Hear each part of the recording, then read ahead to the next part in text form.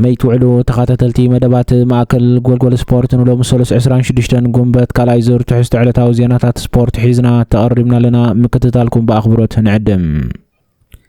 لناي جزيه ماليا جرود إيطاليا بزبانو لبيسوا زلو يوناس فينغارد كاب غانتا فيزما نتلو مستخايده مبل 16 مدرخ بعوتو زازيموم زي دنماركاوي تقدر ما يبسولو سابنا مودا تعقب صوتا كزازم 6 كيلومتر تريفو بزنبرلو وان وسان متقعات وسيدو دحر معواتهم مسناي لومي رابعاي جزيه قداماي كوينا بوديم ديبوم يوناس فينغارد نتناي لومات كامي منجد البين رسمال بمقبر كابتم كندابني حافشاو جزيه وددر مواددرتو خونو تقدم تعصبيقو بليصيو وددرو زازيموم روزا ماليا تخدينو زولو فينغارد ابتا ماليا مرحنتو نابل 4 دقائق اكفي ويركبم كابزي تخايدو زل 16 مدرخات يوناس فينغارد بسوسان كلتن ساعات 10 دقائق 26 كاليتن قداماي فليكس غالا 4 دقائق 3 كاليتن دحرو كال اي تايمن ارنسمان 4 دقائق 27 كاليتن دحرو سالساي بمخان تماراريحهم يقصلولهم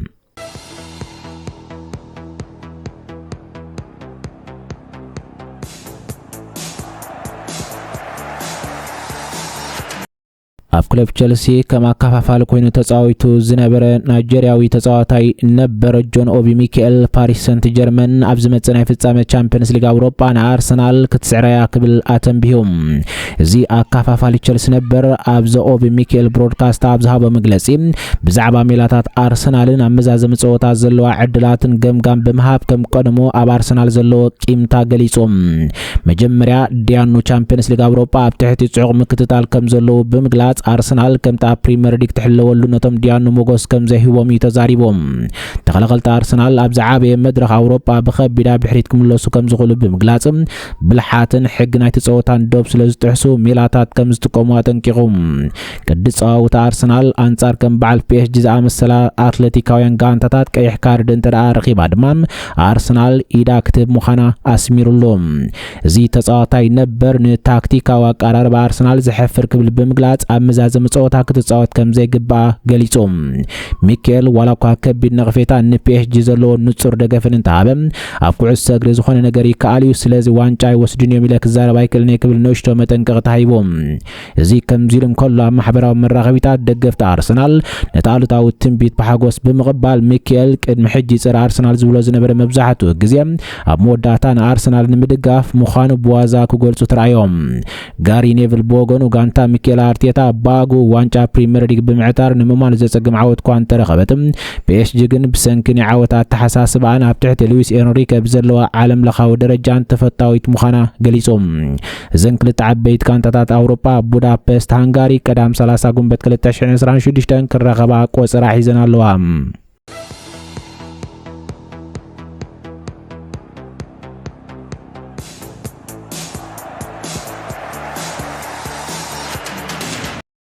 ኢጣሊያዊ አሰልጣኝ ኤንዞ ማሬስካ ሓድሽ አሰልጣኝ ማንቸስተር ሲቲ ንምዃን ክሳብ 2029 ዝጸንሕ ናይ 3 ዓመት ውዕል ብወግዒ ፈሪሙ ከም ዘሎን ተሓጋገዝቲ ጓርዲዮላ ዝነበሩ ሰበስልጣን ድማ ቦቶም ከም ዝገድፉ ተሓቢሮም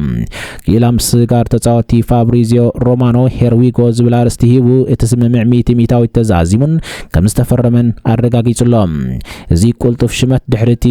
10 ዓመታት ዕውት ግዜ ካብ ስልጣኑ ክወርድ ዝወሰነ ፔፕ ጓርዲዮላ ስዒቡ ዝተወሰነ እዩ አሰልጣኝ ኤንዞ ማሬስካ ድሮ በቀጥታ ሓድሽ ተሮ በመርካብ አመዛዝ ስትራቴጂ ምስጋር ክራማትን ቀድመ ውድድር ዓመትን ኣብ ማንቸስተር ሲቲ ሙሉ በሙሉ ክነጥፍ ጀሚሩሎም እዚ ኢጣሊያዊ ታክቲሻን በቦርድ ማንቸስተር ሲቲ ልዑል ደረጃ ዝወሃቦ ዘሎ ኮይኑ ቀድመ ሕጂ ኣብታ ታሪኻዊት ዓመት ስፖርት 2022-2023 ስሉስ ዓወት ኣብ ዘመዝገበሉ ዓመት ስፖርት ተሓጋጋዛ አሰልጣኝ ጓርዲዮላ ኮይኑ ዝሰርሐ ክኸውን እንከሎም ጎን ድማ ንኢሊት ዲቨሎፕመንት እታ ክለብ ንነዊሕ እዋን ብምስልጣን ዝሰርሐ እዩ እዚ ልዑል ሽመት ኣብ ማን ሲቲ ክረክብ ዝኻለ ማሬስካ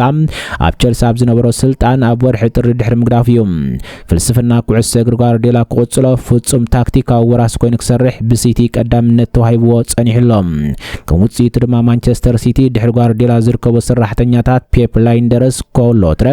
ካልኦት 5 ኣባላት ካብታ ክለብ ከም ዝወጹ ብወግዒ ኣረጋጊጻላ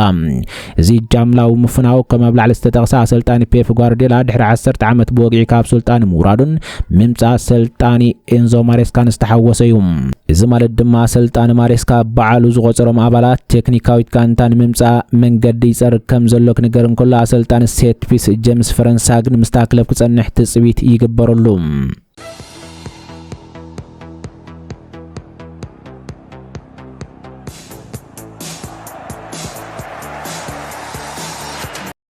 ሓደ ካብ ተዘከርቲ ተጻወተ ማንቸስተር ዩናይትድ ዝነበሩ ሮይ ኪን ብዙሕ ኣቓልቦ ዝተገብረሉ ኣድጊ ኣንበሳ ዝኾነ ይመስሎ ዝብል ምስጢራዊ ጥቕሲ ኣብ ኢንስታግራም ዝርግሑ መዛረቢ ኮይኖም ቀጥታዊ ኣብ ልዕሊ ሓልቓ ጋንታ ማንቸስተር ዩናይትድ ብሩኖ ፈርናንደዝ ዘለዎ ቂምታ ይውፅእ ዝብል ድማ ኣብ ዝተፈላለየ ማዕከናት ዜና ይዝርጋሕ ኣሎ እዚ ጋሃጽ ዝብል ዘሎ ጓሃሪ ማሕበራዊ መራኸቢታት ዝተዘርግሐ ጽሑፍ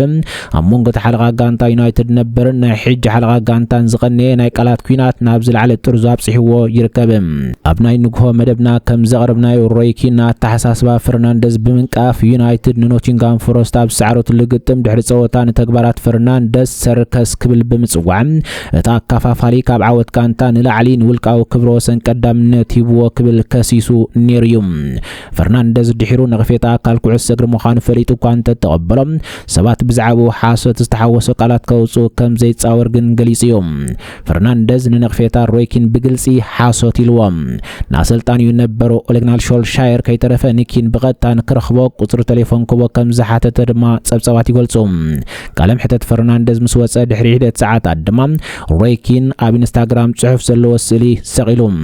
ከምዚ ኣብዛ ስእሊ ንዕዘባ ዘለና ድማ ኣድግን ኣንበሳን ዝብል ምስላ ኣስፊሩ ይርከብ እቲ ተጻዋታይ ነበር እንታይ ይብል ብዙሕ ኣቓልቦ ዝረኸበ ኣድግስ ኣንበሳ ዝኾነ ይመስሎ ወይ ድማ ኣቓልቦ ዝተገብረሉ ሰብ ልክ ኣድጊ ንነፍሱ ከም ኣንበሳ ገይሮም ሕሳብ ይብል ብሩኖ ፈርናንደዝ ነዚ ዓመተ ስፖርት ብታሪኻዊ መንገዲ ብምዝዛም ነቶም ኣብ ልዕሊኡ ነቕፌታ ዘለዎም ሰባት ኣፎም ክሕዙ ገይርዎም እዮም ኣብ ፕሪምየር ሊግ ኣብ 2025-26 21 ኣሲስት ብምቑጻር ነቲ ቅድሚ ሕጂ ቴሪ ሄንሪን ኬቨን ዶብሬናን ሒዞሞ ዝነበሩ ናይ ሓደ ዓመተ ስፖርት ክብረ ወሰን ብወግዒ ሰይርዎ እዩ ብቕዓቱ ድማ ንማንቸስተር ዩናይትድ ሳልሳይ ደረጃ ሒዛ ክትዛዝምን ናብ ቻምፒየንስ ሊግ ኣውሮፓ ክትምለስን ሓጊዝዋ እዩ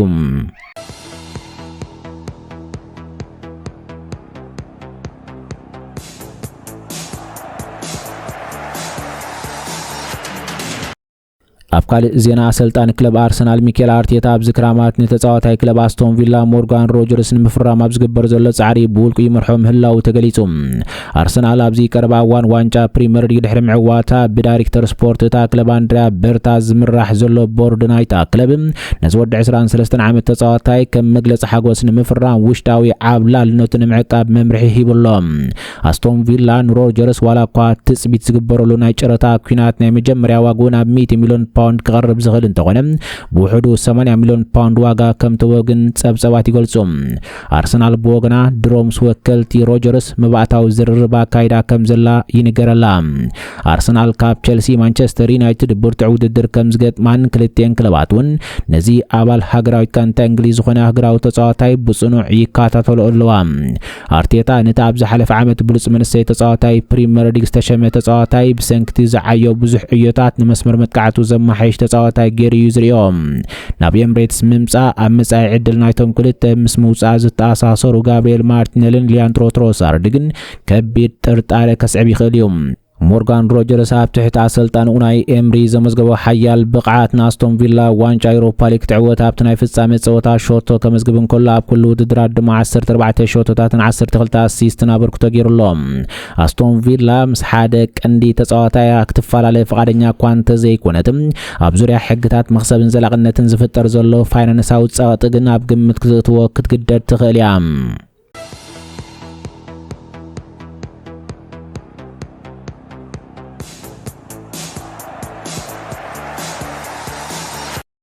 አበይቲ ክለባት አውሮፓ ሊቨርፑል ምስ ፓሪስ ሰንት ጀርመን ኣብ ሓያል ናይ ምስጋር ኩናት ብምእታው ምስ ወከልቲ አይቮሪ ኮስት ተጻዋታይ ክለብ አርቢ ላይፕዚግ ዲያማንደ ንጡፍ ዘተጀሚረን ምህላውን ተገሊጹ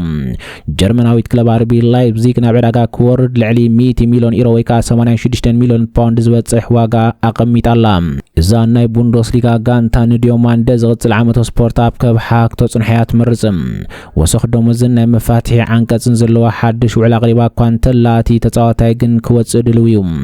ሊቨርፑል ንመሐመድ ሳላሕ ንምትካእ ንዲዮማንደ ከም ቀንዲ ዕላማ ኣገይራ ክትሪኦ ከላ ነቲ ዝሕተት ዘሎ ገንዘብ ክተቃልል ድማ ሃርቬይ ኢሎት ዘሳተፈ ተጻዋታይ ምስጥረ ገንዘብ ናይ ምልውዋጥ ውዕል ክትገብር ሓሳብ ቀሪብሎም በአንጻር ናይዚ ድማ ፈረንሳዊት ክለብ PSG ነዚ ነታጉ ዝኾነ መንሰይ ተጻዋታይ ኣብ ቀጻሊ ትሕንጽጾ ዘላ ፕሮጀክት ክተዋህዶ በርቲዓ ትደፍእ ከም ዘላ እዩ ዝግለጽ ያን ዲዮማንደ ንPSG እንተራ መሪጹ ውሽጣዊ ምስጋር ሊቨርፑል ናይ ክንፊ ተጻዋታይ PSG ብራድሊ ባርኮላ ንምስጋር በርቲዑ ክሰርሕ ተኽእሎ ከም ዘሎ ፋብሪዚዮ ሮማኖ ጸብጺቦም ከም ዝዝከር ማንቸስተር ዩናይትድ እውን ነዚ ተጻዋታይ ክትከታተሎ እኳ እንተጸንዐት ብሰንኪ ቀዳምነት ትወዘላ ማእከል ሜዳን 500 ሚልዮን ዩሮ ዝግመት ዋጋ ከተመዓራረ ስለ ዘይትኽእልን ካብቲ ውድድር ወጽያላ እተን ኣብቲ ውድድር ዝርከባ ክልተ ክለባት ድማ ቅድሚ ዝመጽእ ዋንጫ ዓለም ምጅማሩ ፌርሞን ንምርጋጽ እቲ ዝርርብ ብቕልጡፍ ክስጉም ተስፋ ኣለወን ይኹን እምበር ወግዓዊ ስምምዕ ኣብ ውልቃዊ ውሳነ እቲ ተጻዋታይን ዓቢ ፋይናንሳዊ ምድምማጽን ዝተመርኮሰ ኮይኑ ይቕጽል ምህላው ጸብጸባት ይገልጹ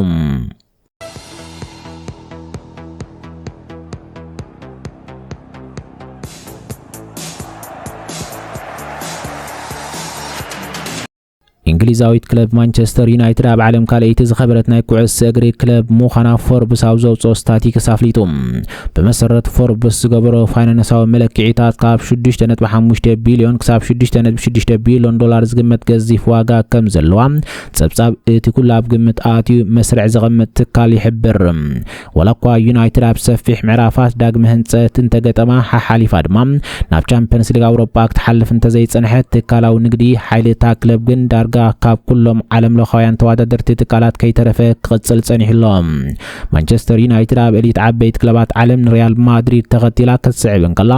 ኣብ ሳልሳይ ደረጃ ድማ ስፓኛዊት ክለብ ባርሴሎና ድሕሪ ማንቸስተር ዩናይትድ ተሰሪዓ ትርከብ እዚ ከምዚሉ እናሃለወ ልዕል ዋጋ ዘለዎም ናይ ነዊሕ ግዜ ስምምዓት ከም ናይ ቅድሚት ማልያ ስፖንሰርሺፕ ከም ስናፕ ድራጎን ኣዲዳስ ብቕዓት ሜዳ ብዘይገደስ ርጉእ ዋሕዚ ገንዘብ ከም ጸላ ጸኒሕሎም ዓለም ለኻዊ ስሕበት ፕሪምየር ሊግ ኣታዊ ናይ ዘን ክለባት ዘይተኣደነ ውሕስነት ዝህብ ኮይኑ እታ ክለብ ዓመታዊ ካብ ክፍሊት ቴሌቪዥን ጥራሕ ልዕሊ 191.5 ሚልዮን ፓውንድ ኣታዊ ትገብር ሜዳ ኦልድ ትራፎርድ ብወገኑ ኣብ ነፍሲ ወከፍ ኣብ ሜዳ ዝካየድ ጸወታ ዳርጋ ዝለዓለ ዓቕሚ ሰብ ብምሓዝ ልዑል ኣሃዝ ካብ መሓዝ ድሕራ ይበለን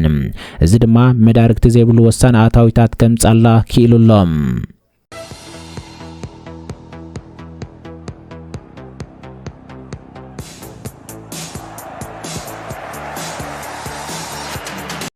بعلت بيت حلا ولدات كلب ويست هام يونايتد الفينسو أريولا تا كلب كا بريمير ليج دحر مورادا بلعلا سلطان نيني اسباريتو سانتو متقعد فصيمام ويست هام ولا كا مودا تا صوتا ناي زعمتو سبورت اب ميدان ليدز يونايتد 3 ببادون ترتعتا نا 14 ዓመታት بريمير ليج زحلفتو غزي ግን ተዛዚሚዮም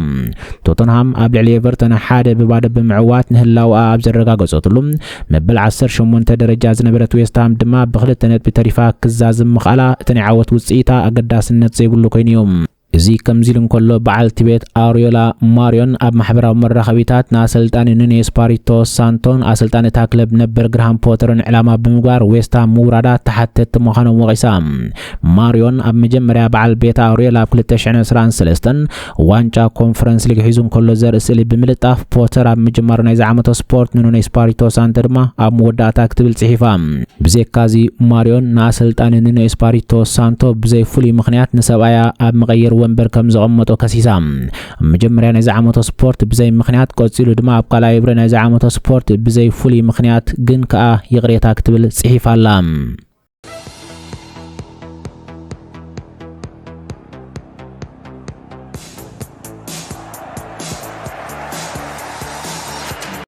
ኣብ ሞዳታ ስፓኛዊት ክለብ ሪያል ማድሪድ ምስ ጀርመናዊ ተኸላኸላይ አንቶኒዮ ሩዲገር ክሳብ ሰነ 2027 ኣብታ ክለብ ንኽጸንሕ ሓድሽ ውዕል ንምግባር ኣብ ወግዓዊ ናይ ቃል ስምምዕ በጺሖም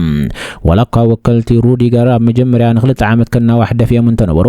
ነቲ ልዕሊ 30 ዓመት ዝዕድሚኦም ተጻወትን ተበዝሐን 1 ዓመት ምሕዳስ ውዕሊ ዝግበረሎም ዝብል ጽኑዕ ፖሊሲ ክለብ ሪያል ማድሪድ ኣብ ግምት ብምታው ግን እቲ ተጻዋታይ ተቐቢልዎሎም ካብዚ ብተወሳኺ ዝሓድሽ ውዕል ኣብዚ ሕጂ እዋን ካብ ዝረኽቦ ዘሎ ደሞዝ ብግምት 20 ሚታዊት ክንክን ዘጠቓልል ክኸውን እንከሎ እቲ ተጻዋታይ ኣብ ስፓኛ ኣብ ዝለዓለ ደረጃ ክቕጽል ብፍቓዱ ተቐቢልዎ ኣሎ።